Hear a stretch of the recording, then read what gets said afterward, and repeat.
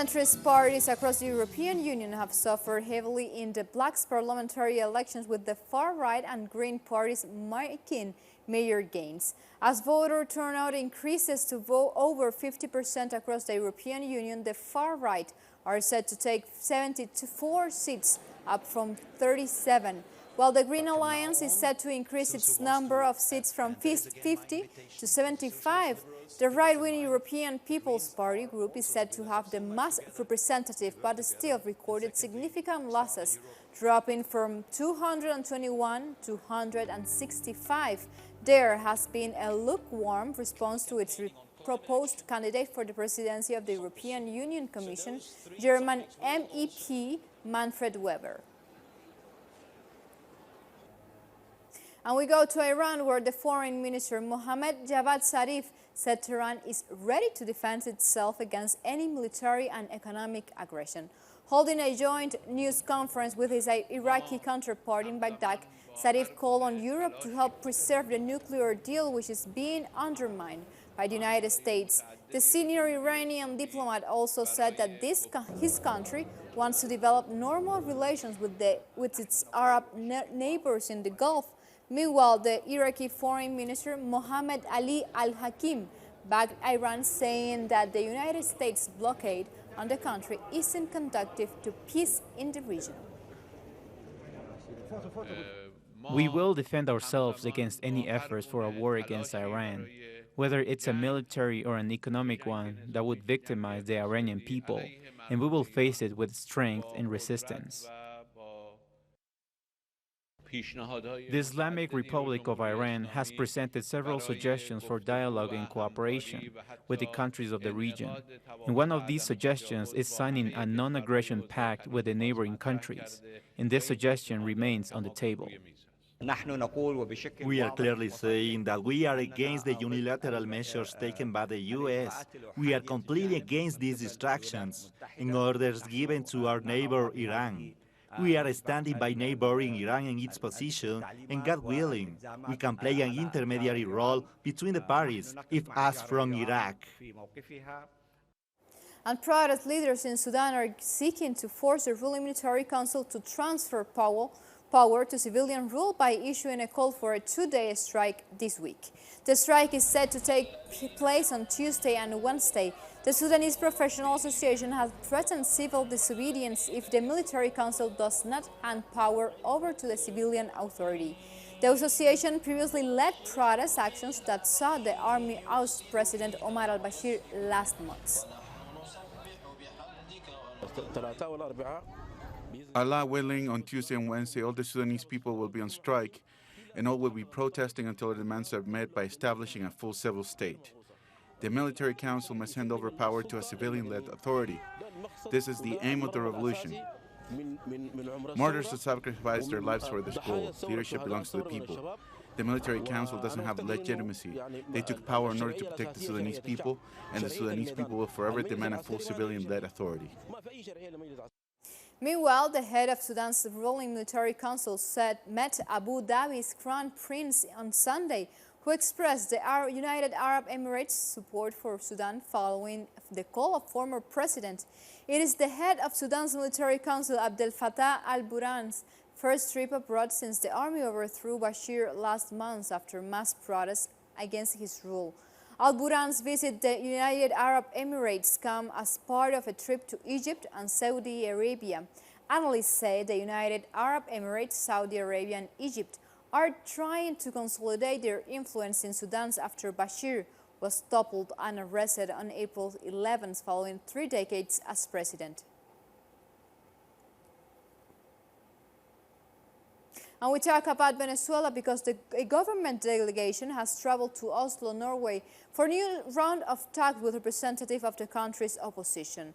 Preliminary talks began earlier this month, with each of the two sides holding discussions with Norwegian officials. President Nicolás Maduro held a send-off meeting with senior government officials late Saturday.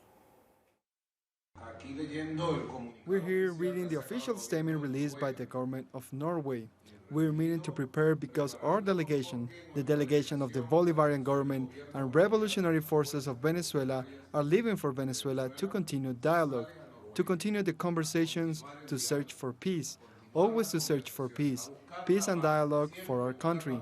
Jorge Rodriguez will preside over the delegation and along with Hector Rodriguez and Jorge Arreaza will compose a good delegation that will bring the voice of Venezuela. I'd like to thank the government of Venezuela for all of their efforts to continue to provide this second step, ready to work on this integral agenda we have already agreed upon and move forward. And delegations from all over the world went to South Africa to attend the inauguration of President Cyril Ramaphosa this Saturday. Among the foreign delegates and representing the Bolivarian government on behalf of President Nicolás Maduro was Minister Aristóbulo Isturris. The Social and Territorial Development Minister delivered greetings to Ramaphosa and the people of South Africa. He later received an enthusiastic welcome during an assembly of the Communist Party of South Africa, held in solidarity with the people of Cuba and Venezuela. And also the Vice President of Cuba took part in the numerous activities surrounding the swearing-in ceremony.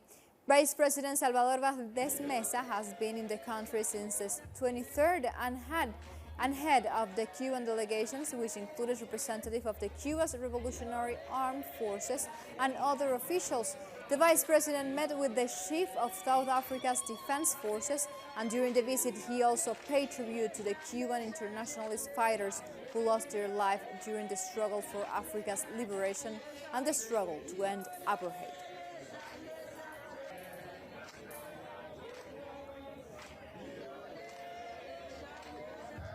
And the inauguration ceremony took place in Pretoria following Cyril Ramaphosa's May 8th election win.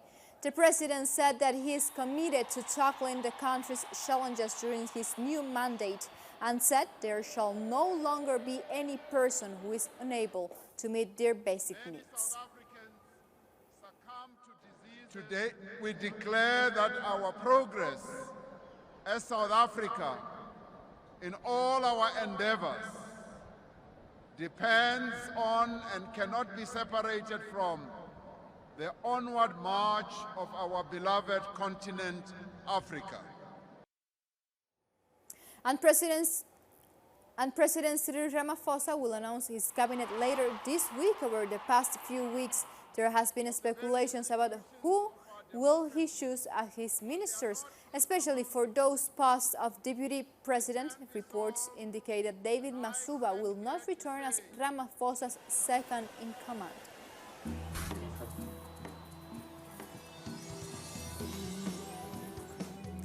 Like this, we come to a first break here from the South. Make sure you follow us on Twitter at Tulsa English and on my account at Laura Pitlister. Stay with us.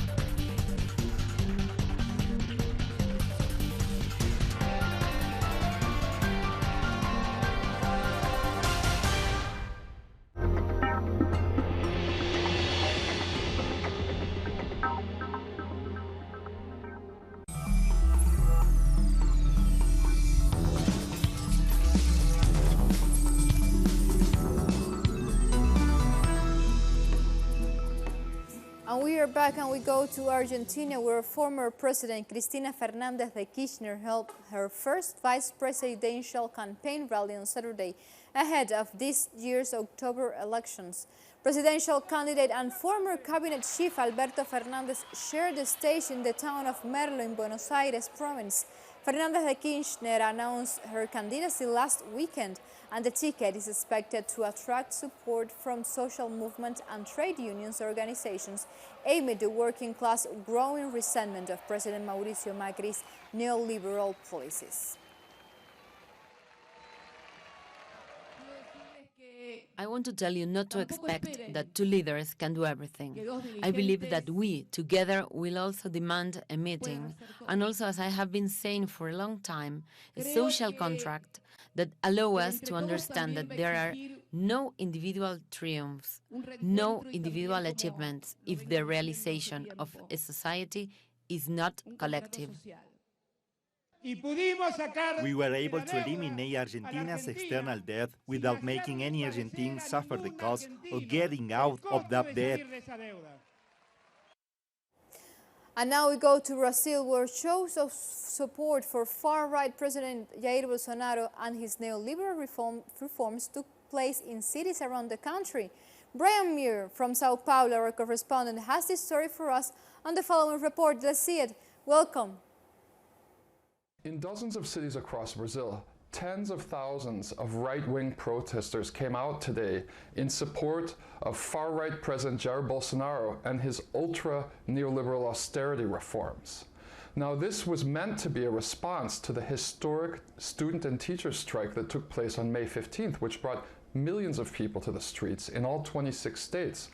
But as the right started infighting and as key allies of Bolsonaro started stepping out and saying they weren't going, the crowd expectations shrunk and shrunk to the point where in Brasilia, the national capital, there were only a few thousand people out there.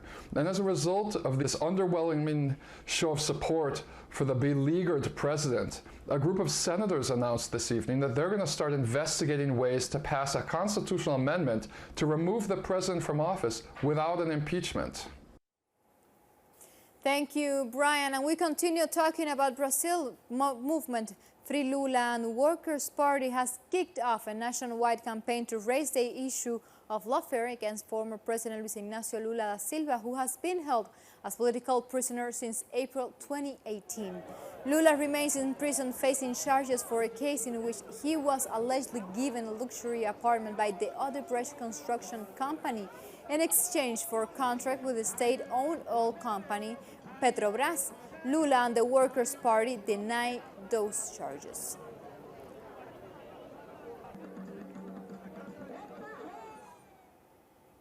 And Lula is condemned the actions of Judge Sergio Moro, who jailed him, thereby paving the way for Jair Bolsonaro's election victory. In an interview, Lula said it was all a plot to prevent him from taking part in the 2018 presidential elections. Judge Moro, who led the corruption investigation that led to Lula's imprisonment, has been appointed as Justice Minister. Earlier this month, the American Association of Jurists categorized Lula as a political prisoner, saying his sentencing was a consequence of an accusation produced by violating due process of law that prejudiced Lula's right to a defense and without evidence.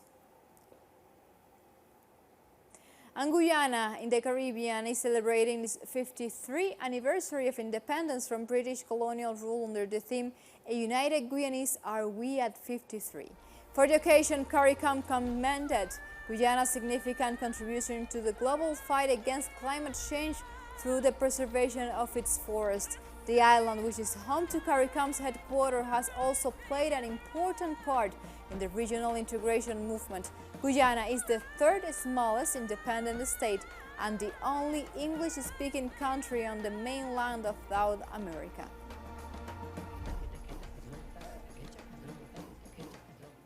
And we talk about CARICOM, which is facing economic challenges after international monetary institutions cut ties with banks that would have enabled cross-border payments.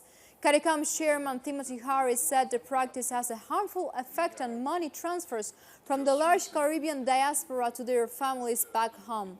He said commercial trade payments are also negatively affected for businesses, and overnight bank wire transfer of funds from the U.S. now takes as long as 3 months or more for delivery.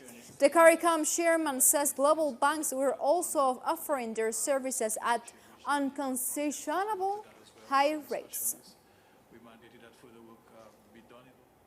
In El Salvador, FMLN Youth Wing spent Sunday voting in internal elections to select the leadership of its National Youth Secretariat for the next 5 years.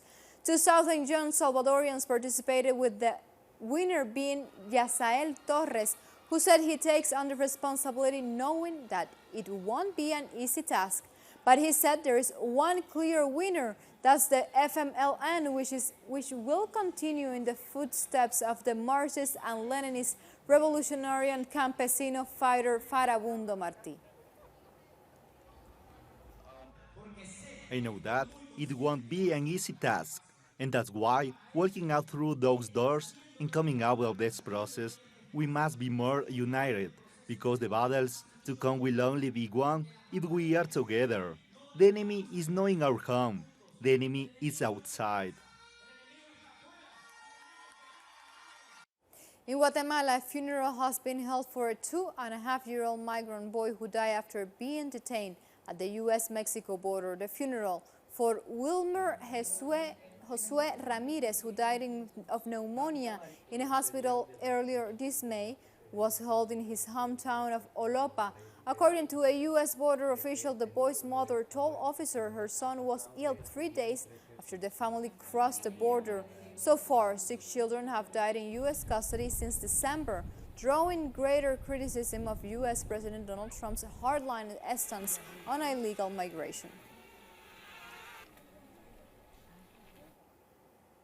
And the inaugural edition of the Festival of Latin American Women in Arts took place in London last Sunday, with an estimated 2,000 people attending.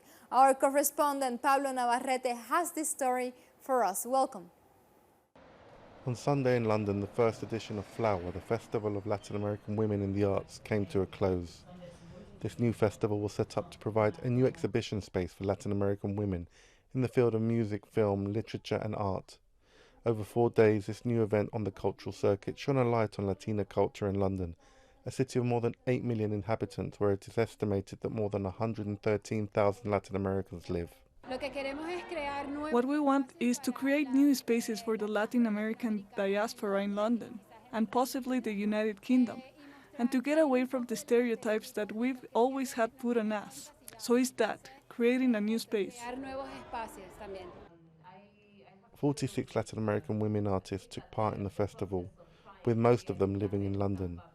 However, Flower also had 3 international artists from Brazil, Cuba and Venezuela. At the festival's opening event at the Rich Mix Cultural Centre located in East London, there was a literary workshop and a music concert headlined by Caramba, a group based in Barcelona but comprised of several Latin American women.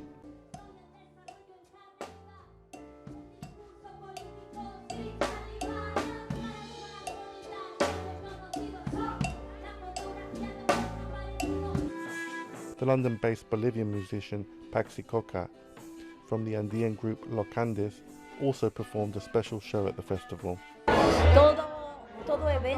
Any event that aims to highlight the arts, especially one featuring women, is very important. I think we are living in the time when the feminine side is rising, and it's very important. This is the first version of the festival. There is a lot of expectation. During the 4 days of the festival, an estimated 2,000 people attended the 16 events put on by Flower. It is now hoped that the festival will return next year, so that Londoners can once again be offered a chance to savour the talent of Latin American women. Pablo Navarrete, Telesur, London.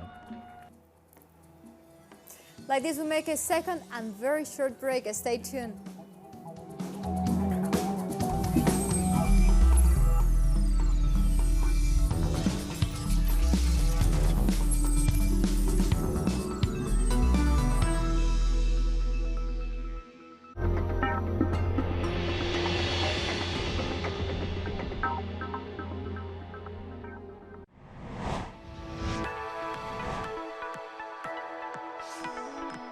Discover the cultural diversity that defines a continent.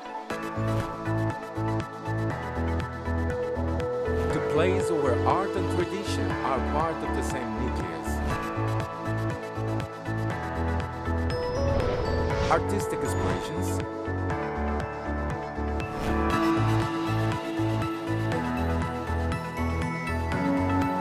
values,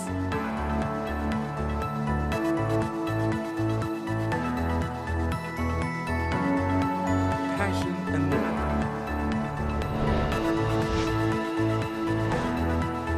Real life. Fridays, only on this world.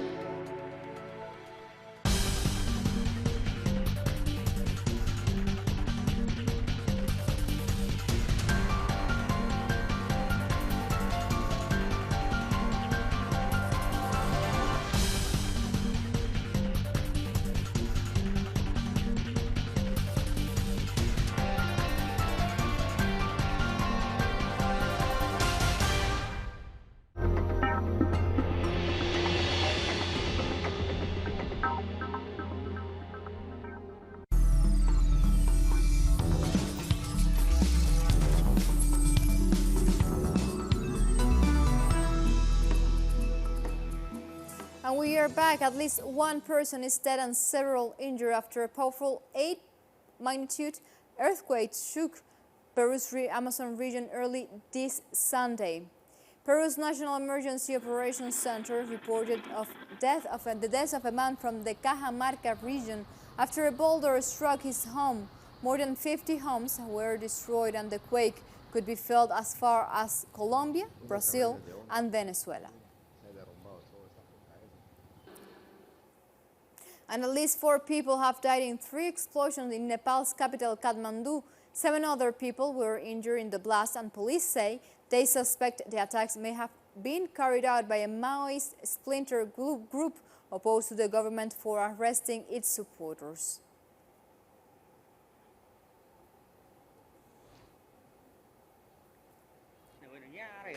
When I reached here, I could feel that there was something seriously wrong, and I felt I needed to help. I saw people were crying in agony and pain. One person had died, and his body was torn into small pieces. A no candidate has pushed themselves forward for Algeria's presidential election scheduled for July the 4th. Despite the military saying a vote is the best way out to the country's political situation, protesters have rejected the planned vote as illegitimate under authorities which remain linked to former President Abdelaziz Bouteflika. The deadline for a candidate to present himself passed midnight, May 25th. Bouteflika left the presidency in April, but massive protests demanding reform in the country have continued. And we finish in Africa, where Mozambique's urban areas and countryside were both greatly affected by Cyclone Idai. But it is precisely in those areas where the solidarity of Brazilian campesinos towards their Mozambican brothers is most evident. Our correspondent and special envoy, Eduardo André Vieira, has more on the following story. This community, located in Mozambique's central area, is still recovering from the consequences of Cyclone Idai, which hit on March 14. In addition to winds of more than 200 kilometers per hour, the Bozi River flooded lowest set regions 2 days after the cyclone hit. Amindo and his family had to stay on top of a tree for 3 days in order to survive. We were dragged by the water when we were already on the roof of our house. We ended up almost in the middle of the Bozi River, and we were there for 3 days. On Monday, a man who had a canoe finally managed to rescue us.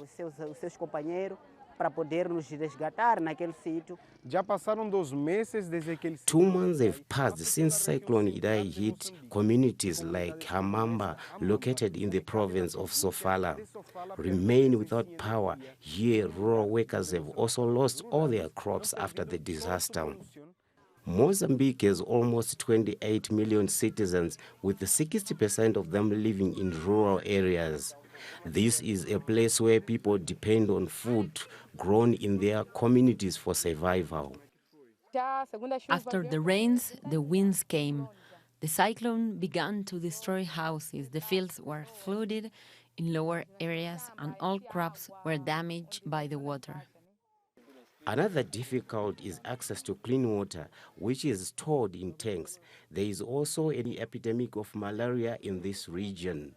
To provide aid, the Brazilian Landless Workers Movement and the Adecro de Mozambique organization founded the October 14th Brigade to help in health, education, agriculture, construction, among other things. For them, this is about working alongside the Mozambican people. What I want to know is how they work here, as it is a chance to have a completely new experience. International solidarity is very important, but the main element for the reconstruction of Mozambique lays somewhere else. We are people who will always fight. We have always fought in wars and for lands. That's why we overcome. We are very strong. It is in Sofala where the ties between Brazil and Mozambique are being further strengthened.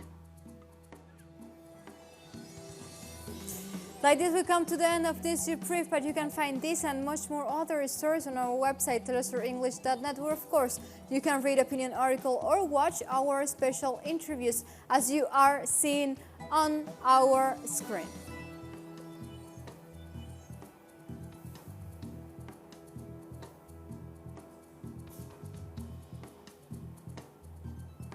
Continue with Telesur, connecting the Global South. Until next time, thank you for watching.